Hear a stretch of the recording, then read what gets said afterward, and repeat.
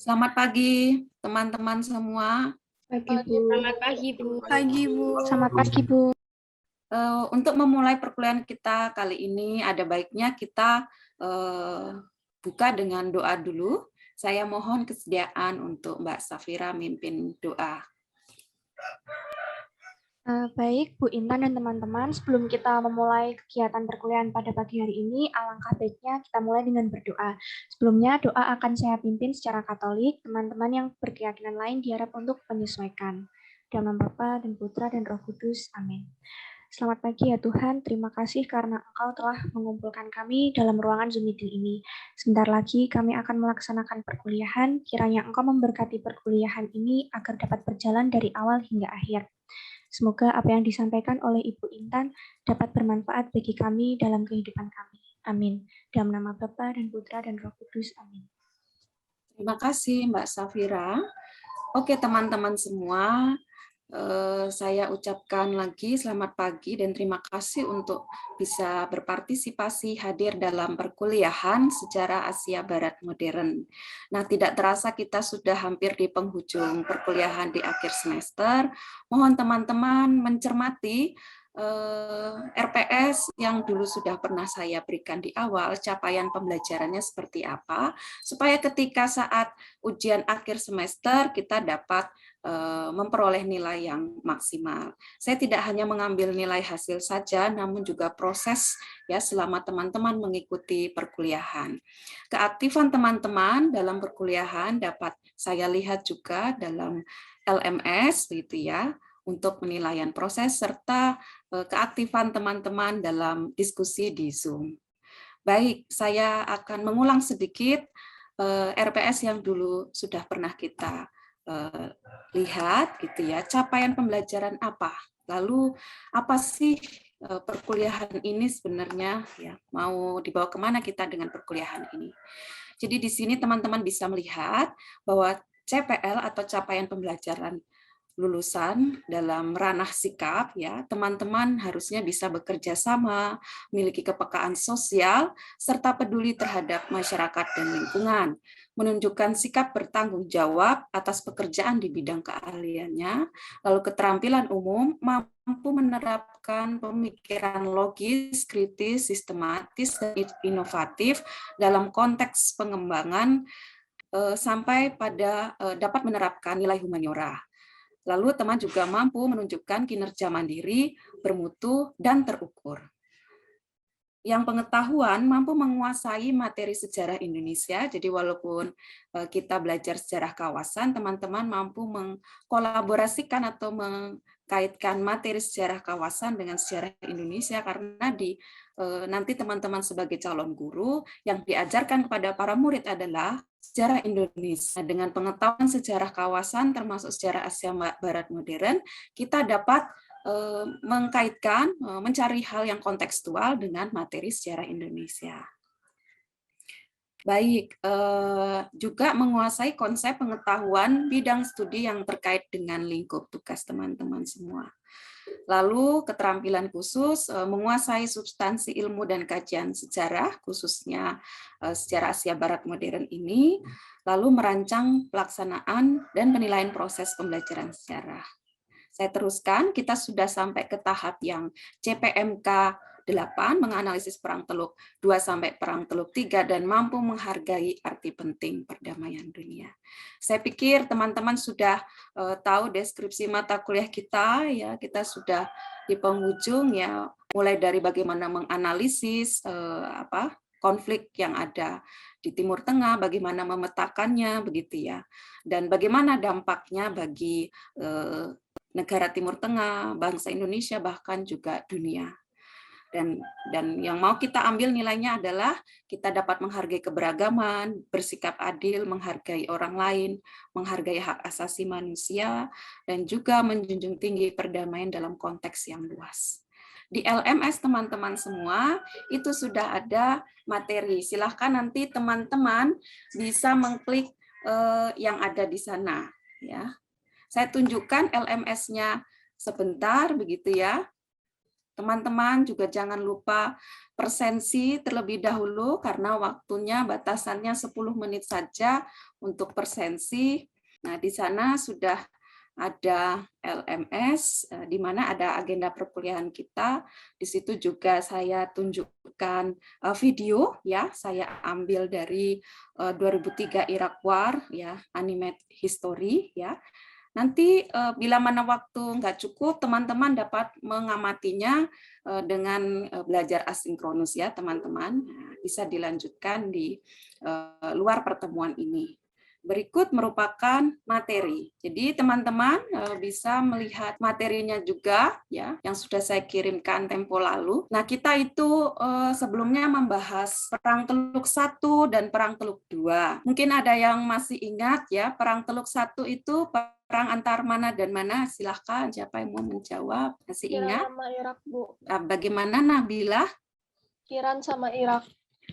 Iran sama Irak. Baik, terima kasih. Jadi teman-teman nanti ketika saya bertanya bisa menjawab.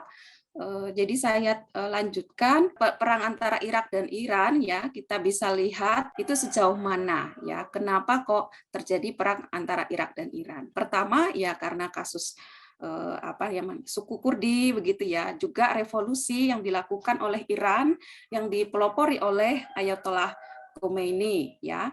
Dan juga dari revolusi itu memancing amarah dari tokoh di Irak, yaitu siapa, teman-teman masih ingat tokoh di Irak siapa? Saddam Hussein, Bu. Betul, Saddam Hussein. betul, Saddam Hussein, ya. Jadi kita bisa lihat di sana, pada akhirnya kita bisa melihat peperangan kepentingan antara Saddam Hussein dan Ayatollah Khomeini. Baik, teman-teman ternyata sudah paham, ya, dari pertemuan-pertemuan sebelumnya. Jadi dari Perang Teluk 1 itu mengakibatkan dampak yang begitu besar, berjatuhan korban yang banyak, kemudian minyak juga menjadi sumber utama dalam perang tersebut, sehingga Irak dan Iran, ya, kehabisan, terutama Irak, ya, kehabisan minyak. Dan Irak memulai konfliknya itu atas karena Saddam Hussein ingin mengembalikan masa kejayaan masa lalu. Nah, akibatnya apa? Irak kehabisan minyak, dan dia harus mencari sumber yang lain di negara yang lain. Kuwait menjadi tujuan yang kedua setelah Iran, ya. Kalau di Iran yang diincar adalah Shatt al-Arab, ya. Selat Al-Arab itu kalau bisa dikatakan dengan istilah lain, atau Shatt al-Arab. Dan ketika di Kuwait yang diincar apa? Masih ingat, teman-teman? Jadi itu yang mengakibatkan Kuwait kemudian diinvasi oleh Irak dan Kuwait menjadi provinsi yang ke-19 oleh Irak. Di sini itu yang mengakibatkan bangsa-bangsa barat di dunia merasa wah, ini menjadi tertekan gitu, ya, karena suplai minyak dari Arab atau di negara-negara Arab sudah mulai berkurang karena invasi Irak ke negara-negara tetangganya. Dan negara-negara yang satu komunitas di Liga Arab itu merasa terancam oleh karena tindakan Irak, ya. Jadi ini yang mengakibatkan Perang Teluk kedua, ya. Jadi penyebabnya kita bisa lihat dari Perang Teluk 1 mengakibatkan Perang Teluk kedua, lalu akibat dari Perang Teluk kedua yaitu mengancam, ya, mengancam suplai atau peningkatan ekonomi di wilayah barat, khususnya Amerika, ya. Nah, bisa kita lihat di sini, ya. Di sini merupakan deskripsi mata kuliah kita, tadi sudah saya jelaskan, teman-teman, bagaimana capaiannya juga. Materi pembelajaran kita hari ini ialah Perang Teluk ketiga, lalu sistem pembelajaran kita ini secara tatap muka virtual, juga dengan LMS. Metode yang saya gunakan ini adalah proyek based learning, jadi nanti di dalam mengambil nilai keterampilan, ya, saya menggunakan PJBL berbasis paradigma pedagogi reflektif yang sudah kita usung di berbagai mata kuliah dan Universitas Sanata Dharma. Nah, di sini ada video, teman-teman. Jadi karena waktunya tidak banyak, teman-teman bisa melihat video ini bisa dari sini secara langsung atau di LMS tadi, ya. Jadi nanti ketika kalian klik link di materi ini, kalian langsung bisa klik videonya. Karena videonya cukup lama, Jadi nanti saya berikan kesempatan teman-teman mengamati setelah pertemuan ini berlangsung. Before we continue our look at the war, I'd like to take a moment to thank Squarespace, our sponsor. Nah, teman-teman, dari video animasi ini sebenarnya mau memperlihatkan bahwa Irak itu mengalami tekanan ya di Perang Teluk Ketiga. Perang Teluk Ketiga ini itu menandakan kejatuhannya Saddam Hussein juga ya. Dan teman-teman bisa menganalisis juga apakah dari peristiwa Perang Teluk Ketiga ini ada kepentingan-kepentingan lain selain kepentingan Saddam Hussein. Ya, karena kalau kita lihat di Perang Teluk sebelumnya, itu Saddam Hussein memang terlihat sekali ya, sesuai dengan analisis konfliknya, bahwa oh ini termasuk peristiwa yang diakibatkan oleh aktor ya. Aktor konflik gitu ya. Nah, kita lihat di sini peran Saddam Hussein sangat besar dalam konflik ya di Perang Teluk. Tapi yang di Perang Teluk Ketiga kita mau lihat seperti apa begitu ya. Oke teman-teman, saya mau memberikan satu kalimat reflektif supaya kita setidaknya tahu arah dan dasar kita mempelajari ini. Bukan hanya mempelajari konflik saja kita, tapi mau mengambil maknanya. Seperti yang sudah-sudah, saya mengambil dua kata itu ya di atas itu, bahwasanya legitimasi kekuasaan itu memang tak pandang kemanusiaan. Bayangkan ya teman-teman, bila semua manusia tak punya kepentingan dan saling menjatuhkan, pasti setiap orang dapat melalui tantangan. Ya, ini maksudnya tidak saling menjatuhkan ya. Cara mengulang kejayaan masa lalu adalah dengan menggali budaya pemersatu, bukan seolah menjadi benalu yang dapat membuat bangsa malu. Nah, ini seharusnya bisa menjadi cerminan bagi bangsa kita dengan pola-pola konflik yang ada di Timur Tengah. Apakah itu bisa menjadi sarana bagi kita untuk melihat masalah di bangsa kita itu seperti apa? Ya, karena bangsa kita di mata dunia juga bisa menjadi prototipe dengan latar belakang kepulauan, begitu ya, kemudian kesukuan dan sebagainya, itu ya, dengan keragaman yang ada. Kenapa kita masih bisa bertahan sampai sekarang? Nah, itu juga sebenarnya bisa menjadi kunci perdamaian bagi konflik yang ada di Timur Tengah. Karena konflik yang ada di Timur Tengah itu dapat berdampak bagi global ya teman-teman semua ya. Baik, jadi kalau bisa kita lihat dari Perang Teluk I itu kita bisa melihat bahwa oh sebenarnya apabila tidak ada Perang Teluk I, pasti tidak akan ada Perang Teluk Kedua dan juga tidak akan ada Perang Teluk Ketiga. Maka ini merupakan suatu rangkaian di mana ternyata perang itu tidak bisa menyelesaikan masalah. Dan ini dikecam oleh dunia internasional ya. Maka di atas dunia itu segala penjajahan harus dihapuskan seperti yang ada tercantum dalam Undang-Undang Dasar Negara kita. Nah, harusnya bangsa-bangsa di Timur Tengah juga memegang prinsip ini ya, teman-teman. Nah, tapi mau kita lihat, bisa lihat di sini ya, Perang Teluk Ketiga itu didasarkan oleh ada Presiden George W. Bush itu ya, di depan Kongres pada tanggal 28 Januari 2002 menyebutkan Irak, Iran, Korea Utara sebagai bahwasanya kalau ada negara yang ingin melegitimasi kekuasaan melebihi AS itu sudah menjadi incaran mereka. Tujuan utama AS khususnya di Irak itu adalah karena Irak memiliki senjata pemusnah massal semenjak Irak ya didukung oleh USSR itu ya. Arab Saudi juga tetap mempertahankan kesatuan di negeri Irak karena mereka tahu bahwasanya tidak ada yang bisa menggulingkan prinsip itu kemarin yang saya jelaskan yang Arabisme itu ya.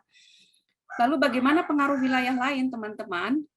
Turki. Nah, ini Turki juga diangkat di sini ya. Turki tidak mau ikut dalam perang AS meskipun sudah diiming-imingi 16 miliar dolar ya. Tetap milih netral, seperti bangsa kita milih gerakan non-blok itu ya. Jadi hampir ada kesamaan Turki dan bangsa kita. Lalu Iran dan Suriah sebenarnya tidak ada pilihan, namun jika dibandingkan dikuasai AS Iran dan Suriah lebih memilih status quo Irak. Nah, jadi ketika di Perang Teluk I, Iran itu berperang melawan Irak, tapi di Perang Teluk ketiga, Iran malah mendukung Irak karena sudah tahu bahwa sebenarnya mereka itu kepentingan siapa sih dalam hal ini, gitu ya? Kenapa kok Barat lalu memanfaatkan situasi dari konflik Irak ini? Baik, saya lanjutkan lagi. Invasi sekutu Irak ya. Ini menyebabkan penyebabnya apa? Jadi maksudnya sekutu ini yang kita samakan dengan Amerika dan negara-negara sekutunya. Maksudnya di situ ya. Penyebabnya karena Irak dianggap memiliki senjata pemusnah massal ya. Invasi ini resmi dimulai tanggal 19 Maret 2003. Ya, kita tahu ya, baik itu Irak juga bangsa Indonesia itu memang di antara dua kekuatan besar dunia. Karena Amerika dan negara-negara dalam sekutu itu berlawanan dengan negara-negara di timur, negara lawannya itu akan ditumpas oleh mereka. Bahkan yang mempunyai prinsip yang berbeda itu akan ditumpas oleh negara sekutu. Ya, nah ini yang bisa kita lihat bahwa negara-negara terjajah itu biasanya di antara dua kekuatan besar. Ya, ini hampir sama kasusnya seperti negara kita ya, di antara dua kekuatan besar dunia. Lalu ingin mengakhiri dukungan Saddam Hussein pada terorisme. Nanti kita bisa lanjutkan di diskusi mengapa kok terorisme bisa diangkat di Perang Teluk Ketiga. Lalu ingin memerdekakan rakyat Irak dari kekuasaan otoriter Saddam Hussein. Jadi ternyata rakyatnya pun sebenarnya sudah lelah ya dengan tindakan Saddam Hussein yang kenapa mementingkan perang dibandingkan kesejahteraan rakyatnya. Nah, di sisi lain selain mendapatkan perlawanan dari internasional, Irak juga mendapatkan perlawanan dari rakyatnya sendiri ya. Nah, seperti itu. Oke, teman-teman semua, mungkin kita akan lanjut kepada diskusi ya. Silakan yang ingin bertanya, silakan bisa tunjukkan raise hand-nya. Saya, Bu. Oh ya, Yosua duluan ya. Silakan, Mas. Baik, saya ingin bertanya, Bu, tentang mengapa di dalam Perang Teluk III yang notabene lebih memojokkan Saddam Hussein, yang di sisi lain merupakan seorang presiden yang memiliki kekuasaan penuh dan memiliki karisma yang kuat di dalam bidang politik pada waktu itu, Bu. Terima kasih. Baik. Kalau bisa saya sederhanakan ya pertanyaannya itu mungkin pertanyaan kenapa Saddam Hussein itu seolah dipojokkan oleh George Bush ya, Mas ya? Apakah seperti itu? Iya, Bu.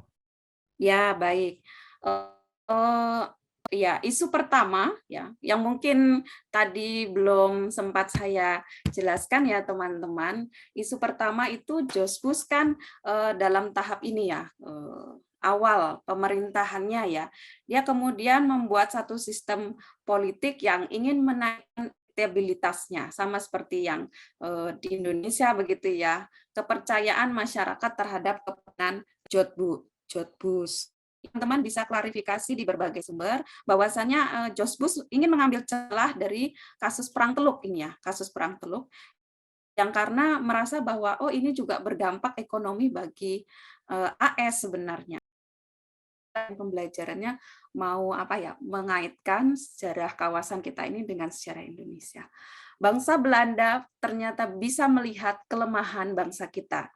Contohnya apa? Politik balas budi.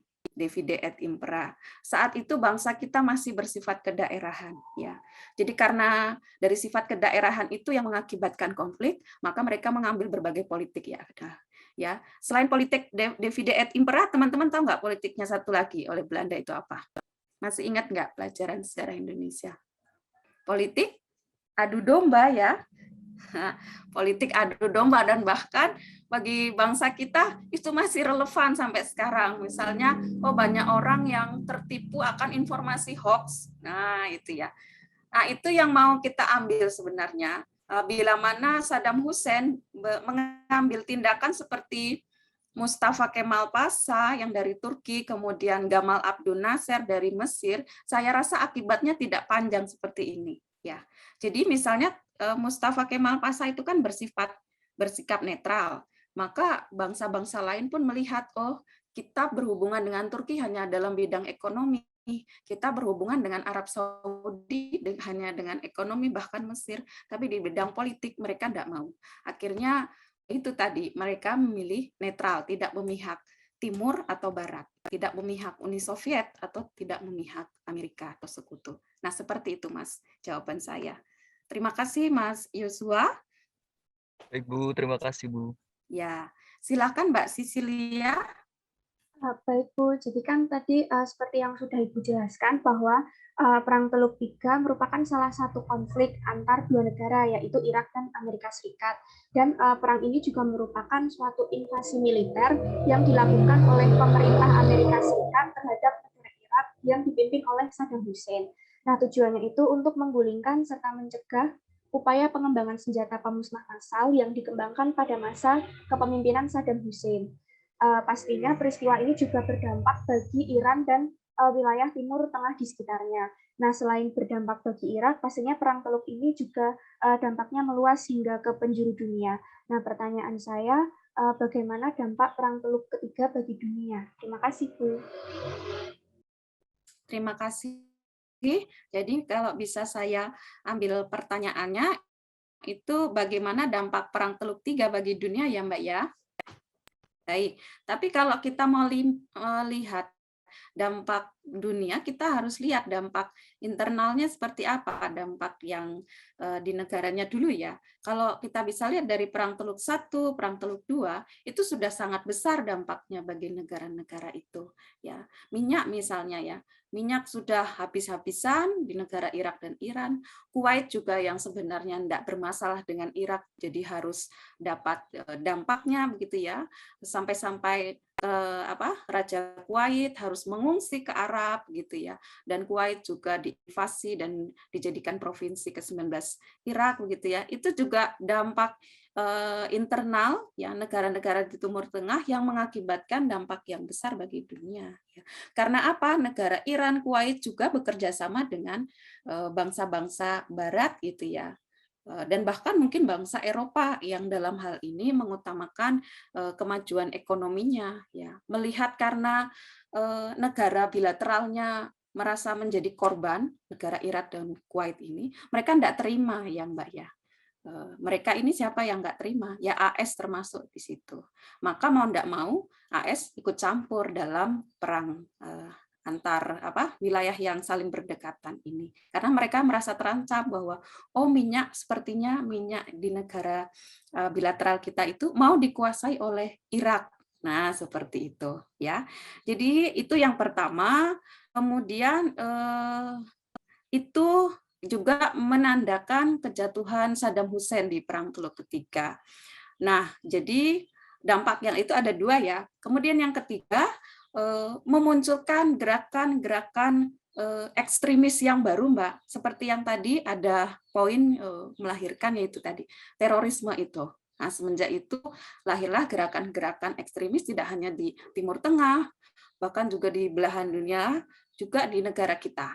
Nah, seperti itu. Jadi itu dampak yang sangat besar ya. Apalagi setelah senjata multinasional menggempur tentara Irak ya di Israel itu ya. Masih ingat ya penjelasan saya kemarin ya. Nah, itu yang mengakibatkan dampak yang begitu besar, memunculkan gerakan ekstremis baru, bahkan dengan secara halus itu yang dinamakan munculnya ideologi transnasionalisme, ideologi yang tidak sesuai dengan ideologi bangsa-bangsa, khusus kalau kita lihat bangsa kita juga ya, ada yang anti Pancasila dan sebagainya. Nah, di situ itu ada cara halus berupa ideologi transnasionalisme, ada yang cara yang radikal, misalnya gerakan-gerakan ekstremis yang melahirkan terorisme. Nah, seperti itu. Begitu Mbak Sisilia dan teman-teman, mohon bisa diambil ya secara bijak ya, supaya ini tidak pernyataan Bu Intan ini menyinggung yang lain, tidak. Karena memang saya melihat berdasarkan data yang ada selama ini yang dialami bangsa kita dan dunia. Dan juga khususnya Timur Tengah. Begitu dari saya. Mungkin ada lagi teman-teman? Baik, mungkin saya kira cukup ya. bagian selanjutnya, yaitu menggali aksi. Teman-teman, tadi sudah ada 1 poin secara asinkronus kita lakukan, yaitu mengamati video. Ya. Lalu secara asinkronus juga, teman-teman bisa membuat proyek, ya, infografis dibuat dalam waktu 2 minggu secara kelompok, begitu. Untuk instruksinya itu nanti sudah ada di LMS. Untuk kelompok 1 sampai 5, di situ sudah ada penugasannya dan sudah saya bagikan anggotanya. Ya, nanti bisa dilihat kelompok 1 bagaimana latar belakang internal dan nanti bisa dilihat sampai kelompok 5. Oke, sekarang kita masuk ke bagian refleksi, teman-teman. Silahkan menyiapkan gadgetnya atau PC-nya di samping ini, dibuatkan tab yang baru dengan alamat www.menti.com. Ya, saya bukakan sebentar. Saya mulai dari pertanyaan pertama. Sebagai seorang nasionalis, bagaimana sikap Anda dalam menghadapi 2 prinsip yang berbeda? Silakan, waktu hanya 2 menit. Ya, bersikap netral. Yang lain? Oke, sambil menunggu jawaban yang lain, saya ingin melihat bahwa betul bersikap netral. Jadi kita lihat apa yang dilakukan sebelumnya ya oleh Mustafa Kemal Pasha di negaranya dalam mereformasi negaranya. Ya. Dia ambil dampak terkecil. Dia ambil dampak terkecil supaya tidak mengorbankan banyak orang. Ya, sama juga dengan yang dilakukan oleh Presiden Soekarno. Ya, dia mengambil sikap netral dengan menjadi negara non-blok. Nah, seperti itu. Ya, teman-teman, di sini juga ada yang mengatakan mencari jalan tengah, saling menghargai perbedaan, menghargai 2 prinsip tersebut. Tapi ya itu tadi ya, saya lihat dengan 2 prinsip tersebut, kita mau memutuskan dalam bentuk seperti apa. Yakin pada diri sendiri, bekerja keras, oke.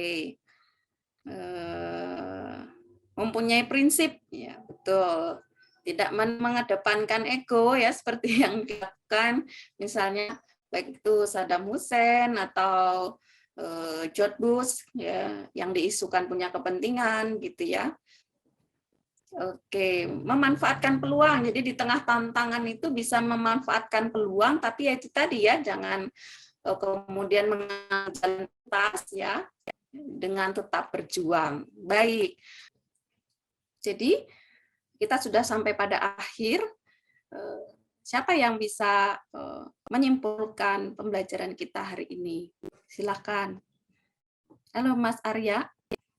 Yang dapat saya simpulkan dari perang dunia ketiga itu, kepentingan Amerika untuk menjatuhkan dalam politik seperti pemilihan George Bush pada 2004 dan mengembangkan spekulasi tentang pengembangan senjata nuklir Irak tidak terbukti. Jadi dapat saya simpulkan bahwa perang dunia ketiga tidak terlepas dari kepentingan Amerika Serikat tersendiri untuk menjatuhkan rezim Saddam Hussein dari tampuk kekuasaan Irak, Bu.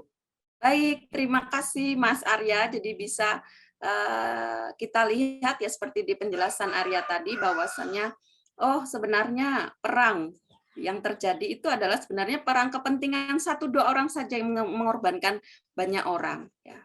Kita mau ambil jalan pintas atau kita mau berjuang untuk negara kita seperti yang dilakukan oleh para pemimpin-pemimpin sebelumnya atau para nasionalis sebelumnya ya. Baik, terima kasih. Kita lanjutkan di pertemuan lain nanti. Untuk evaluasinya teman-teman bisa pronus mengerjakan di buku panduan yang sudah dimiliki teman-teman semua di sana ya. Jadi mengerjakan TTS yang ada di buku Sejarah Asia Barat Modern. Paling lambat juga seminggu ini ya teman-teman. Terima kasih untuk kehadirannya. Semoga kita dapat mengambil nilai dari pembelajaran kita hari ini. Saya mohon kesediaan Mbak Agustin untuk memimpin doa menurut keyakinannya. Terima kasih. Baik, Bu Intan dan teman-teman sekalian, untuk mengakhiri perkuliahan pada pagi hari ini, alangkah baiknya kita berdoa. Doa saya pimpin secara Islam. Untuk teman-teman yang berbeda keyakinan, bisa menyesuaikan menurut keyakinan teman-teman masing-masing. Berdoa mulai. Bismillahirrahmanirrahim.